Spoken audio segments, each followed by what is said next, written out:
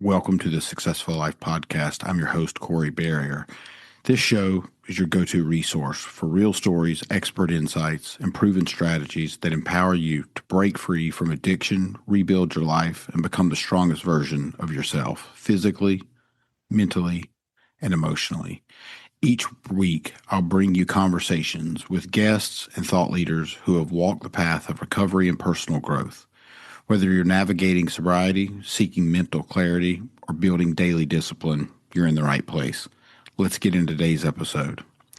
And don't forget to leave a 5-star review on Apple Podcasts or Spotify to help others find the show. It's Corey Barrier, yeah, come learn with me. Take you down the path of our journeys. This is the successful life. It's time to take what you learned, apply it to your life. It's your turn to live a successful life. You are tuning in to the Successful Life Podcast. 3, 2, 1, let's go.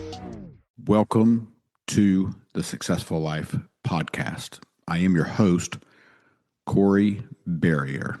And today, folks, we're going to go a little bit deep into the paint, so to speak.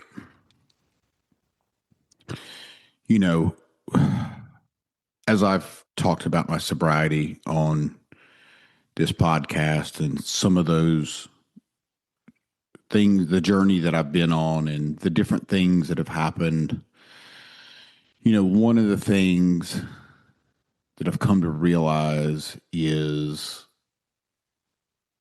there's a lot of imposter syndrome that I deal with. There's a lot of fear of rejection that I deal with.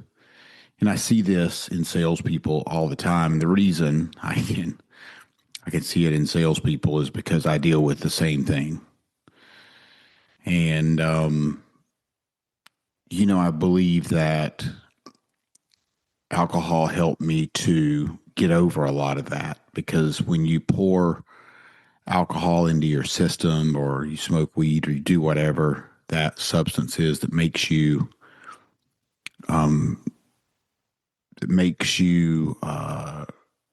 be a different person, so to speak. You know, for me, it gave me the opportunity, to be somebody else. It gave me the opportunity to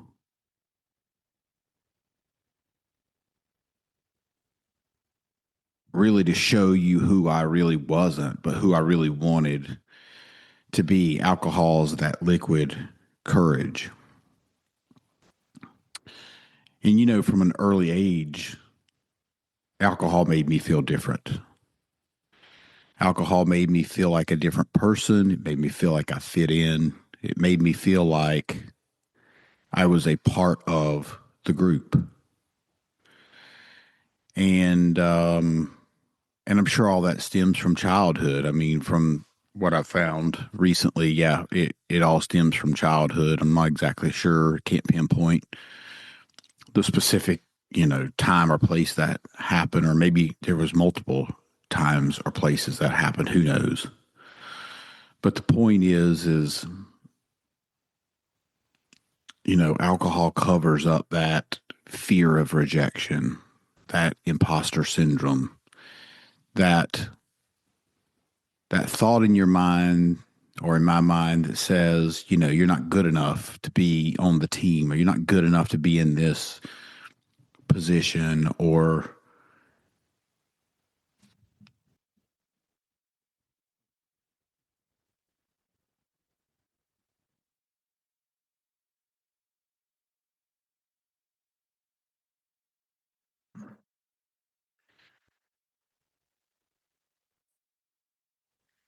I had to pause this recording because I had an important message come through. And so I thought about just redoing the whole damn podcast. And I thought, you know what? It doesn't really matter. I'm going to pick up as best as I can, where I left off, because it is what it is. Shit happens. And so I was talking about fear of rejection, imposter syndrome, and how alcohol helped me to cover that up. And it did it for a lot of years. And that's why I kept doing it, because it made me feel different than how I wanted to feel. It made me feel like I was, like I said earlier, a part of the group, and the part of the group that drank and did drugs was certainly in high school, the people that I wanted to be with, in college, the people I wanted to be with. But, there were also times where I didn't want to be in that group. And I remember, I thought about this the other day. I remember when I was between high school and college, I remember I was working in a restaurant and I made friends with this girl.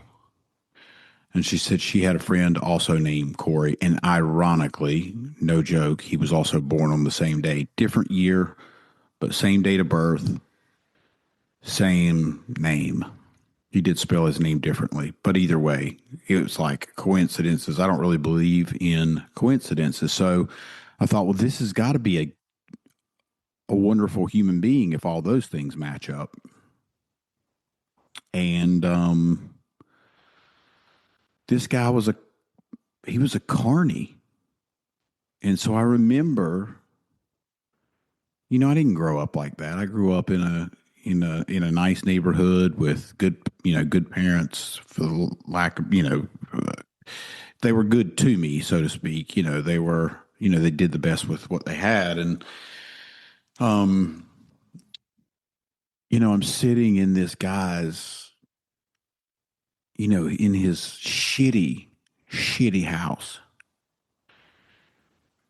And we're doing cocaine. And this has been, at this point, almost 30 years ago. And I just remember thinking to myself, like, how the hell did I wind up here in this guy's shitty house doing drugs with a guy that is a carny? He works at the carnival. And I mean, in my opinion, outside of one other story I'll tell you, you don't get much lower than that. I mean, God almighty. I can only think of one other time that I felt that way. And I don't even think I felt as bad this time as I did that time.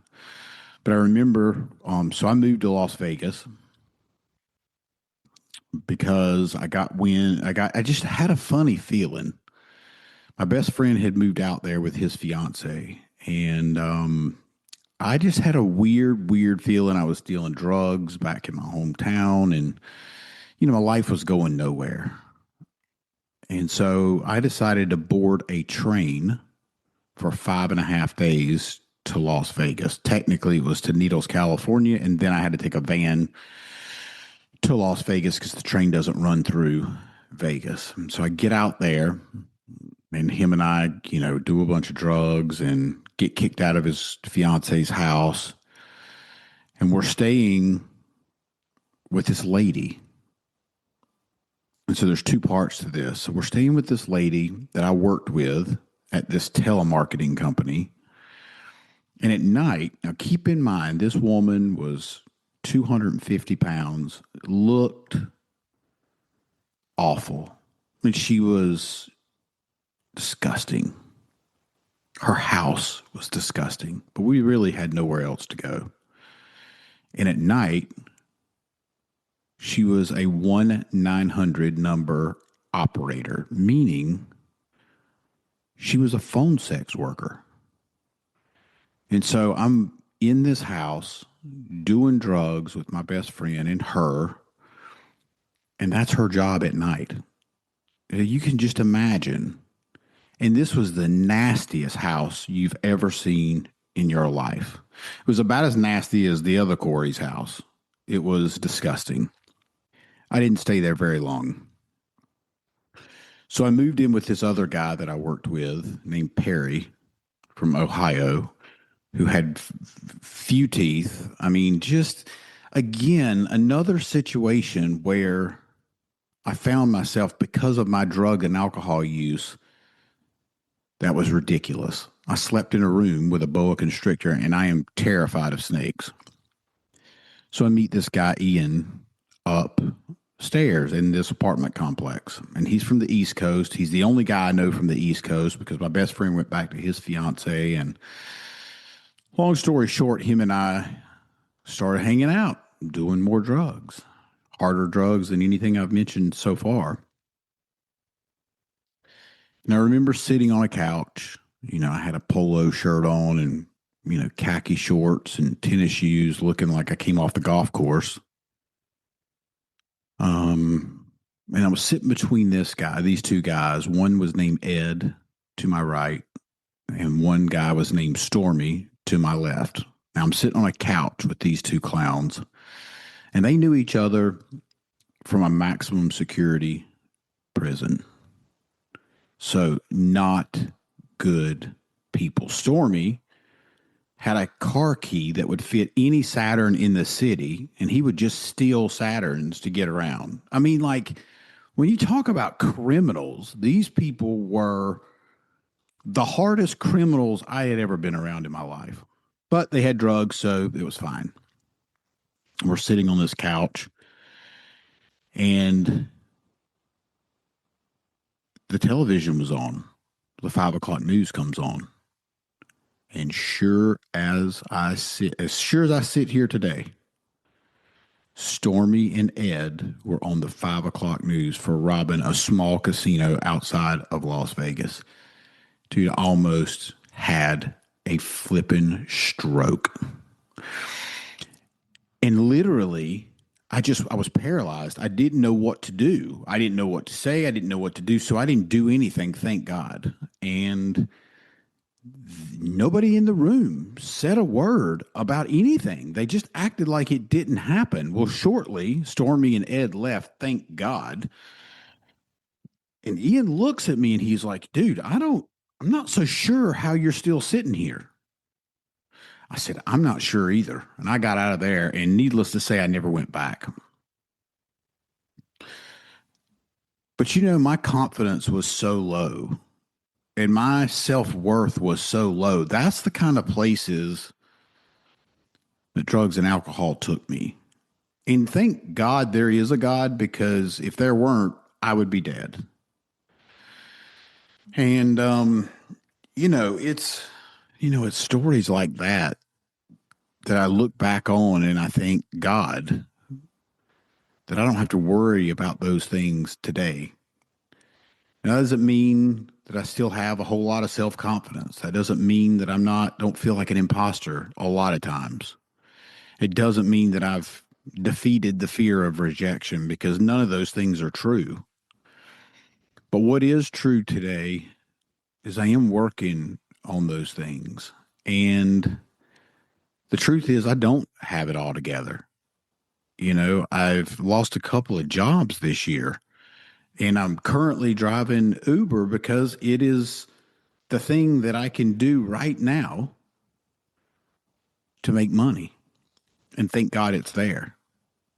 And thank God I'm sober, because otherwise I'd probably just be sitting watching all my bills pile up with this grand illusion that somehow magically I'm just going to get a job offer tomorrow and everything's going to be okay. And then I would think that the next day. And then I would think that the next day, until I was so far in the hole that I'd probably be thinking about doing something that I shouldn't be doing.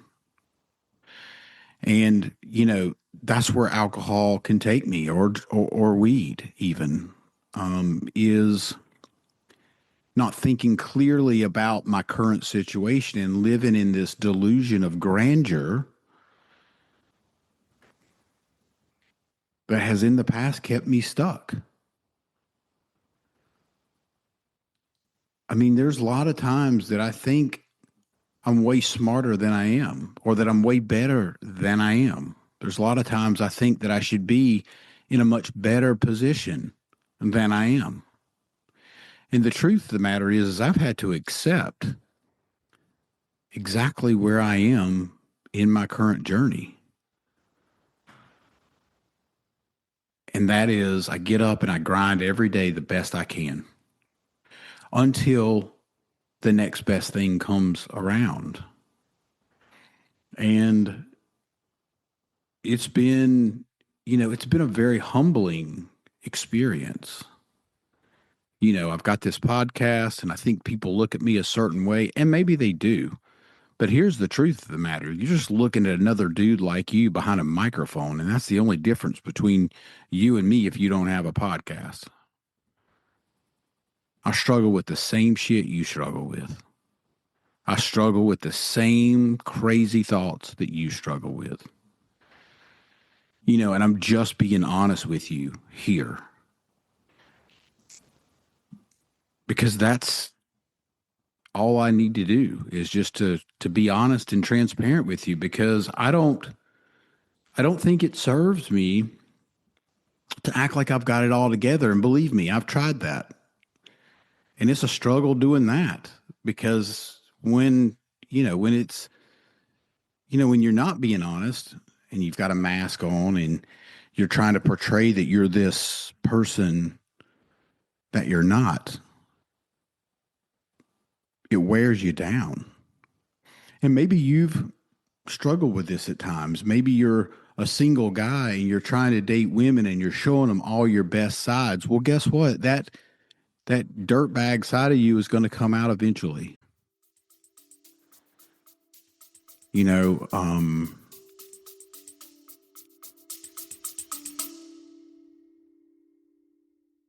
Hey there, quick reminder. If you're enjoying the Successful Life podcast, don't forget to hit that subscribe button. Right now, only 53% of our listeners are subscribed. And that means nearly half of you might miss out on new episodes as soon as they drop. Subscribing is free. It helps us grow, and it ensures you stay up to date with every insight-packed conversation. So pause for a second, hit subscribe on Apple Podcasts, Spotify, or wherever you're listening, and let's keep building that successful life together.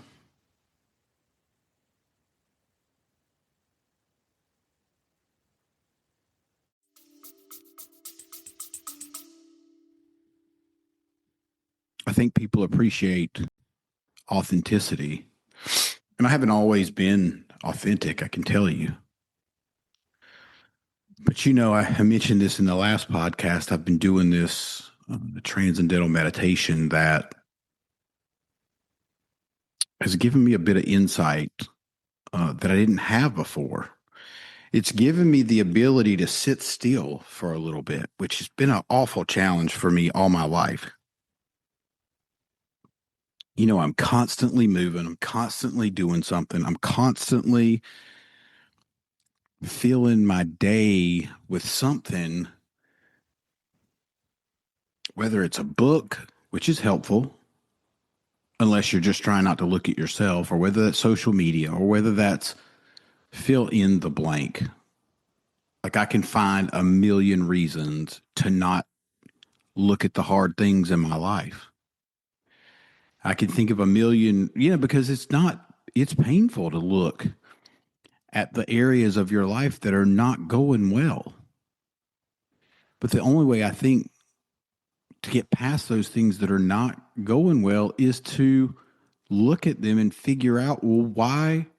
What are you doing, Corey? What are you doing that is making you feel this way? And I know this is kind of a deep conversation, and again, a lot of that stuff stems from childhood, but still, you've got to look at why you make the decisions that you make. I have to look at why I make the decisions that I make. And sometimes, a lot of times, that's because I'm trying to play God. I'm trying to run the show. And I mean, I can just tell you that doesn't work. For me, it just doesn't work. And, no matter how hard I try to fit that round peg into that square hole, it's just not going to work. But I can try. I can try to will my way through life, and it doesn't go very well. It's difficult when you're trying to make something work and it's just not working. It's much easier to rely on something else bigger than you. For me, that's God. To take control of the wheel, because when I'm driving, it's a disaster. But when I relax, take it easy, and allow things to come into my life as they're supposed to and not the way I want them to, my life seems to be a bit easier. But it's not easy. It's not easy doing that because you think, well, I'm a dude. I've got to make things happen. And there is some degree to that. You have to put action behind what you say. And I'm not suggesting that you don't need to take action. You can't just pray to God that things are going to change and do nothing, because that's not going to work. If you're praying for things to change, then you've got to put the action behind those things if you want them to change. Because it's not just going to happen magically. And it's not going to happen if you don't meet God halfway. And that's what I had to do with my sobriety, is I had to humble myself and say, you know what? I can't do this anymore alone. And then I had to ask for help. And that's a hard thing for a male like me to do, is to ask for help. But one of the things that I am very grateful for is the people that I'm surrounded by in recovery. I messaged a guy today and I said, hey, would you be willing to meet me for lunch tomorrow? He's like, absolutely, Corey, anytime. Now, if you think about it, how many people in your life do you have that way? Because before I got into recovery, I had nobody. That would be willing to drop what they're doing and go meet me for lunch because I asked them to. He didn't ask me why. He didn't say, what do you want? He just said, absolutely. It gives me cold chills, makes the hair stand. Well, if I had hair on my arms, it would make them stand up. Because listen, beginning recovery has changed my life. And I believe that it could change yours if you are struggling with some of the things that I've listed today, in addition to drugs and alcohol. Some of these things can happen in your life without having the substance abuse. I was doing an Uber ride earlier today, and these three guys, I was taking them to the most prestigious country club in Cary. Probably cost $50,000 to join there. And, immediately when they got in the car, I felt less than. Right? I'm just the Uber driver. I'm just the guy that's chauffeuring these rich people around. This was my first thought. And we start driving. They're really nice. They were really nice people. And they were talking about, they're here for a conference. And they were talking about how this speaker came on and talked about fear of rejection. And he talked about how he had imposter syndrome. And that's kind of what made me think about this today, because I'm sitting there thinking, oh, I'm just the chauffeur, right? I'm just the guy Ubering these well-to-do people off. And all three of those people in that car said, I suffer with the same exact thing. Now, I'm just listening to the conversation. I'm not talking. I'm not, I'm just doing my job while they're talking. And so it made me think, how many people also struggle with imposter syndrome? How many other people struggle with the fear of rejection? I was a partner in an AI company, and making amends to people that I owe amends to. And so I sent my partner a message, and I said, I need to make an amends to you because my imposter syndrome and my fear of rejection kicked in, and we could have made this a successful company. And it was successful in its own right. Maybe not financially successful, but we did build a bunch of cool things. And but we just could never move the needle on those things.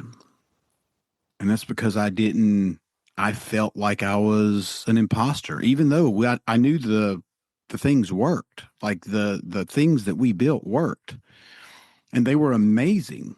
And but I just I couldn't move the needle forward. And as a sales guy, that's really tough. And I think for me, in the past, it's easier for me to sell something of yours than it is for me to sell myself, because I deal with that imposter syndrome and I deal with that fear of rejection. And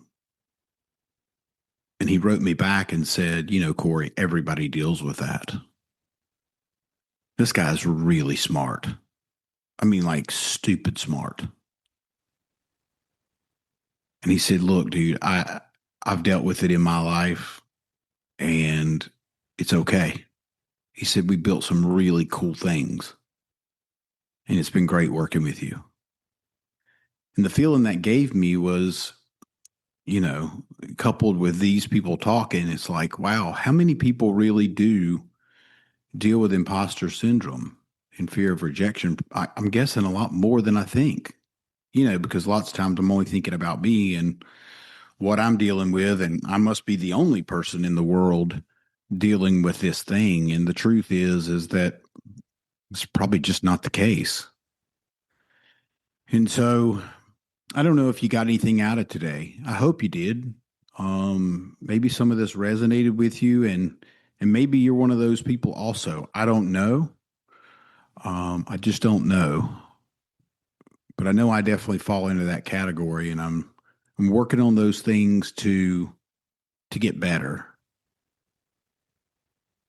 And I would encourage you to do the same thing. And if you are struggling with drugs and alcohol, man, you can only cover up that hurt and that fear and that imposter syndrome for so long. And then that drug or that alcohol turns on you. And when it turns on you, now you've got all that stuff I just mentioned, plus you've got a drug and alcohol problem. And that's a disaster. That's a recipe for disaster. And it's not going to work out for you, most likely.